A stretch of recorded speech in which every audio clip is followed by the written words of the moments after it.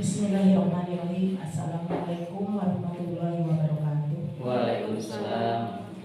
Alhamdulillahirabbil alamin wassalatu wassalamu ala asyrofil anbiya'i wa sahbihi ajmain. Rabbi shrah li sadri wa yassir li amri wahlul 'uqdatam min lisani yafqahu qawli. Yang terhormat Bapak Pengawas, Bapak Taufik Hidayat MPD, Ibu Bapak Guru SDN Maleber yang saya banggakan. Alhamdulillah, puji dan syukur kita panjatkan kehadirat Allah Subhanahu wa taala karena berkat beliau, berkatnya kita dapat diberikan kenikmatan iman dan Islam. Salawat dan salam mudah-mudahan dilimpahkan kepada junjungan kita Nabi Muhammad SAW, kepada keluarganya, kepada sahabatnya, dan mudah-mudahan sampai kepada kita sebagai umatnya akhir zaman. Alhamdulillah, pada hari ini saya akan mempresentasikan mengenai materi yang saya ambil, indikator siklus peningkatan kualitas praktik pembelajaran di SDN Maleber, karena di dalam rapat pendidikan pembelajaran ini termasuk sedang Pak, jadi saya mengambil tentang pembelajaran.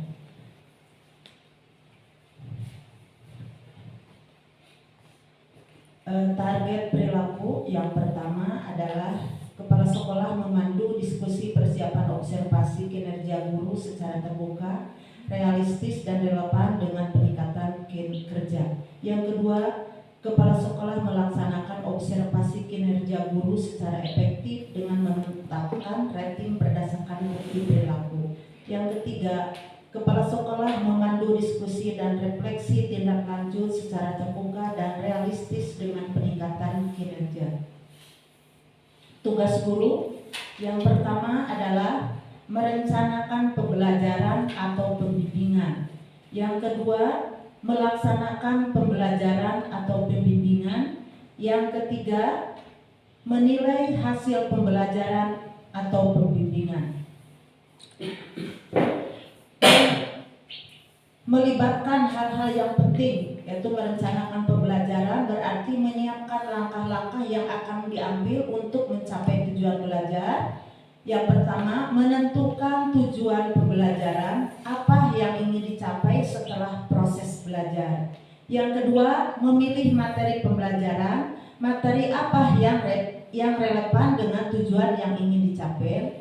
Yang ketiga, memilih metode pembelajaran, bagaimana cara menyampaikan materi agar mudah dipahami dan menarik. Yang keempat, memilih media pembelajaran, apa saja alat bantu yang dibutuhkan untuk membantu proses pembelajaran. Yang kelima, menentukan penilaian, bagaimana cara mengetahui apakah tujuan pembelajaran sudah tercapai. Melaksanakan pembelajaran berarti menjalankan proses ini biasanya dilakukan dengan berbagai cara, seperti pertama, mendengarkan penjelasan guru. Yang kedua, membaca buku teks. Yang ketiga, menonton video pembelajaran. Yang keempat, berlatih mengerjakan soal. Yang kelima, berdiskusi dengan teman. Dan yang keenam, mencoba menerapkan ilmu yang dipelajari. Itulah melaksanakan pembelajaran yang kita dilakukan.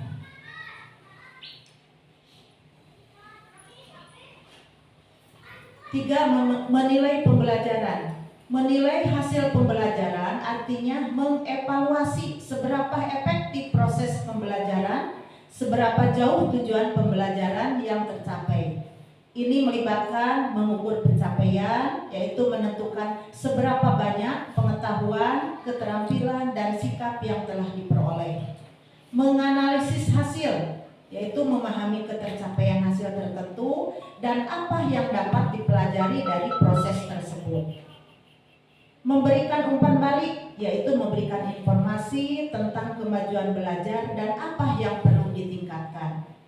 Menggunakan hasil penilaian, menyesuaikan rencana pembelajaran atau pembimbingan di masa depan berdasarkan hasil penelitian.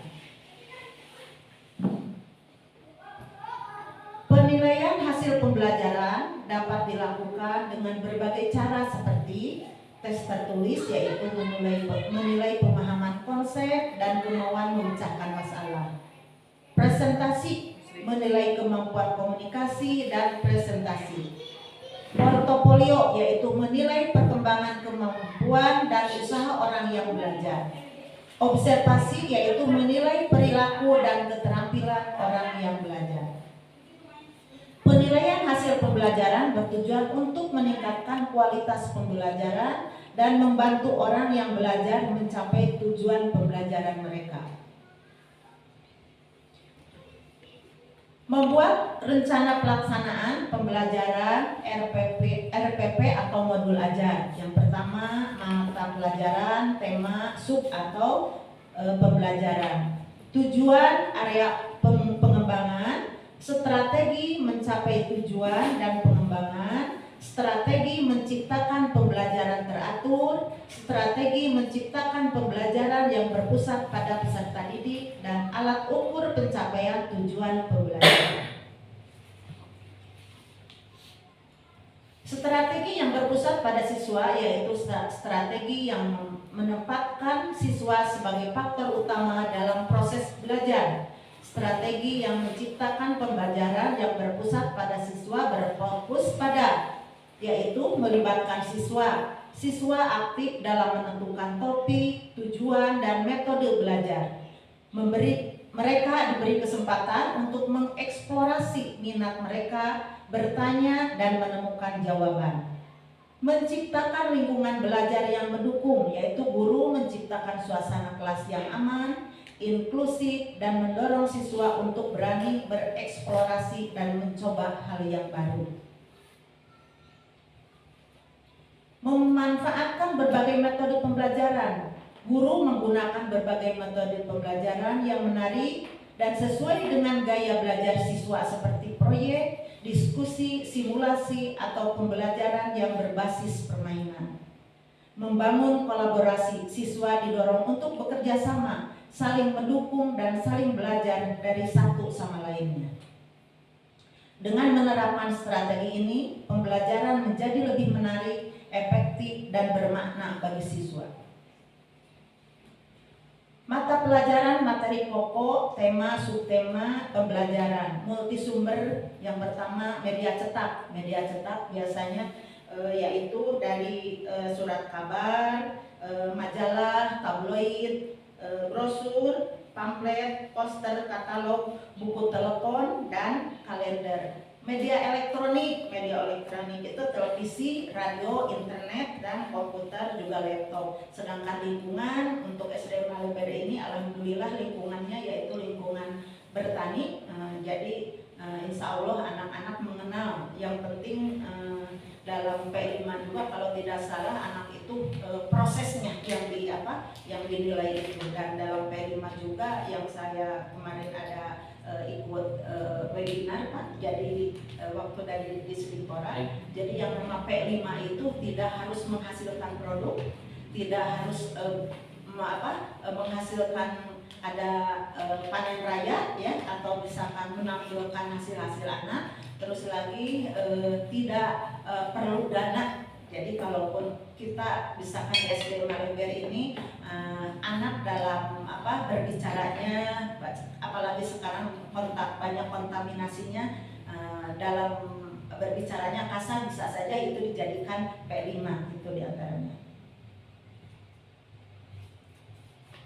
Tujuan dan area pengembangan, yaitu tujuannya yang pertama audience, behavior, condition, dan degree. Nah, pengembangannya yaitu pengetahuan, keterampilan, dan KSE. KSE itu kemampuan sosial emosi.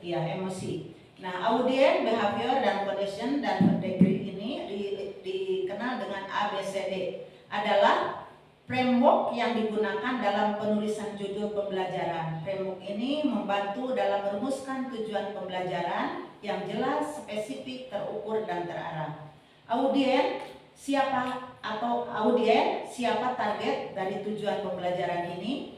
Ini merujuk pada kelompok siswa, peserta pelatihan, atau individu yang ingin ibu bapak capai dengan tujuan pembelajaran. Yang kedua, behavior atau perilaku. Apa yang diharapkan dari audien setelah mereka mencapai tujuan pembelajaran? Ini merujuk pada tindakan atau kemampuan yang ingin ibu bapak lihat pada audien setelah mereka menyelesaikan pembelajaran. Yang ketiga, condition atau kondisi. Dalam kondisi apa perilaku tersebut akan terjadi. Ini merujuk pada situasi atau konteks di mana perilaku yang diharapkan akan terjadi. Degree atau derajat, seberapa baik audien diharapkan untuk melakukan perilaku tersebut. Ini merujuk pada tingkat keberhasilan yang diharapkan dari audien dalam melakukan perilaku. Strategi mencapai tujuan pembelajaran, yaitu yang pertama, metode atau strategi pembelajaran yang berpusat pada peserta didik, media pembelajaran yang merangsang peran aktif peserta didik. Nah, menciptakan pembelajaran yang aktif, inovatif, kreatif, efektif, dan menyenangkan yang dikenal dengan PAIKEM. Istilah PAIKEM ini yang saya tahu dari kurikulum sebelumnya juga, dari kurikulum 2006, KTSP 2013 dan sampai sekarang. Karena dalam PAIKEM ini yang pertama pembelajaran aktif, yaitu siswa bukan hanya menerima pasif informasi tetapi aktif terlibat dalam proses belajar. Pembelajaran inovatif, guru menggunakan metode dan strategi pembelajaran baru yang menarik dan sesuai dengan perkembangan zaman. Apalagi sekarang zamannya digital, jadi kita harus mengikuti dengan zamannya. Pembelajaran kreatif, siswa diberi kesempatan untuk berkreasi dan mengekspresikan diri. Pembelajaran efektif, yaitu pembelajaran dirancang untuk mencapai tujuan pembelajaran yang telah ditetapkan. Pembelajaran menyenangkan, pembelajaran dibuat menarik dan menyenangkan agar siswa termotivasi dan ingin belajar. Nah, itu mengenai PAIKEM. Jadi PAIKEM itu pembelajaran aktif, inovatif, kreatif, efektif, dan menyenangkan. Terus lagi strategi menciptakan keteraturan kelas. Kesepakatan kelas, jadi kesepakatan kelas itu dilaksanakan sebelum kita pembelajaran, antara pelajaran matematika atau misalkan agama, PKN, mungkin kesepakatannya berbeda-beda. Jadi sebelum kita belajar itu harus ada kesepakatan dengan anak-anak. Yang pertama, pertunjukan pelaksanaannya yaitu penghargaan. Dengan kesepakatan kelas itu ketika anak mendapatkan nilai yang bagus, selain dia memberi reward kalau ada, dengan tepukan pundak juga untuk anak itu luar biasa, apalagi tepukan dari teman-teman, tidak hanya berupa materi. Aduh pinter, aduh kasep, itu juga bagi anak merupakan termotivasi untuk belajar. Nah, yang dilarang itu kita kalau memberi sanksi anak, terutama terhadap fisik ya, terhadap fisik, apalagi situasi dan kondisinya sekarang berbeda dengan zaman-zaman dulu. Ketika kita menyebutkan anak dengan bahasa kata hidung atau bagaimana, itu akan jadi masalah. Apalagi orang tua sekarang itu berbeda dengan orang tua yang dulu ya. Kalau sekarang itu kadang-kadang kurang dicerna. Kalau zaman kita dulu bukannya kita dibela oleh orang tua, malahan kita disalahkan kalau melakukan kesalahan. Mungkin sama ibu bapak guru juga sudah merasakanlah bagaimana situasi sekarang ini. Jadi kalaupun memberi sanksi, sanksinya yang menjadikan pembelajaran buat anak. Strategi menciptakan pembelajaran yang berpusat pada peserta didik, yaitu menggunakan lembar kerja peserta didik, berfungsi mengaktifkan peserta didik dalam pembelajaran untuk mengeksplorasi konsep yang sedang dipelajari, berisi petunjuk, langkah-langkah untuk menyelesaikan tugas baik teori maupun praktek. Nah, alat ukur pencapaian tujuan pelajaran ini penilaian atau asesmen. Setiap pelajaran kita bisa asesmennya berupa tertulis atau misalkan praktek. Lalu dianalisis ketika kita kemarin setiap PTS atau setiap ulangan kita menganalisis mana misalkan kalau kita memberikan soal 10 itu kenapa sih anak ini nilainya Kalau zaman dulu KKM kayak, kalau sekarang KKTP ya.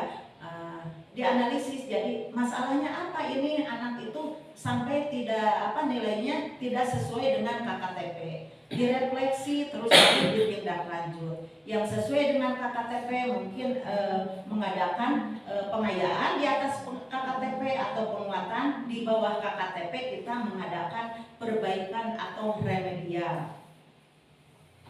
Refleksi dalam pembelajaran adalah proses berpikir kritis tentang pengalaman belajar. Hal ini melibatkan menganalisis apa yang dipelajari, apa yang berhasil, apa yang tidak, apa yang bisa kita lakukan lebih baik lagi.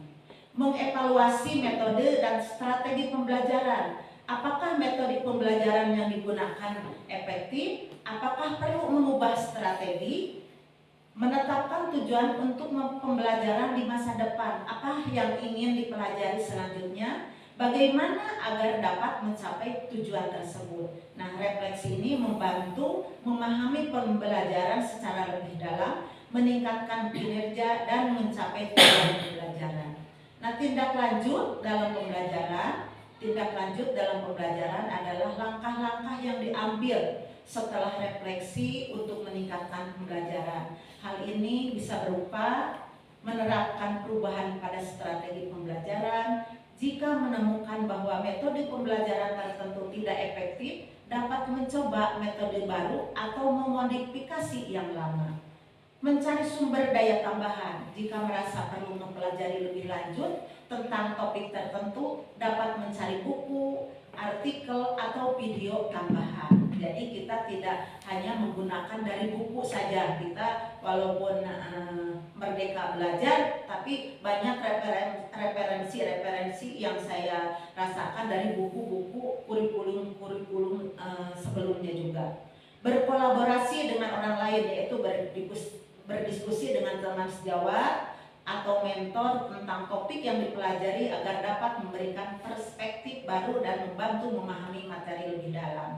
Nah, berkolaborasi ini mungkin tadi juga walaupun sepintas hanya pembicaraan di kantor, itu juga merupakan kolaborasi ya, Pak. Misalkan bagaimana caranya untuk memecahkan masalah ini, misalkan ibu guru kelas 6 terkendala ada masalah anak, misalkan masalahnya itu ya kata Sunda terpira, tapi dengan dibicarakan dengan orang tua, dengan teman sejawat, ada solusi keluar. Menerapkan pengetahuan baru dalam situasi nyata, yaitu mencoba menerapkan apa yang dipelajari dalam konteks kehidupan yang nyata, dapat membantu memahami dan mengingatkan informasi lebih baik. Tindak lanjut adalah bagian penting dari proses pembelajaran karena membantu mengonversi pengetahuan dan keterampilan yang diperoleh menjadi tindakan nyata. Nah, ini merupakan dokumentasi. Kami kemarin mengadakan observasi. Yang pertama ini kelas 3, ini kelas 5, ini kelas 2, kelas 5 dan kelas 2 juga. Nah, ini kelas 4 dan yang terakhir kelas 6 dan ibu guru kelas PAI mengajar di kelas 5 di kelas 5. Alhamdulillah kami sudah menyelesaikannya observasi dari tanggal 17 September sampai 21 September karena takut waktunya terbentur dengan SD lain. Jadi diselang-selang karena selama ini kami saya ada jadwal keluar. Nah, ini merupakan tindak lanjut kepada ibu bapak guru setelah kita mengadakan observasi. Nah, rupanya itu yang saya sampaikan. Mohon maaf banyak kekurangannya. Terima kasih. Atur nuhun, billahi taufiq wal hidayah. Wassalamualaikum warahmatullahi wabarakatuh. Waalaikumsalam. Enggak, kalau ada yang mau dipertanyakan pada Ibu KS, mau bertanya, boleh Bu? Mangga, billahi hidayah. Iya, waktunya masih banyak. Belum refleksi nanti dari Abdi yang punya. Bapak Ibu dulu boleh bertanya dulu, berdiskusi dulu. mungkin hanya tambahan juga dari saya Pak, ketika kita belajar janganlah anak itu posisinya kalau di sudut itu di sudut terus ya. Jadi tiap kita belajar bisa posisi anak juga berubah supaya anak lebih lagi semangat untuk belajar. Karena biasanya kalau anak diputar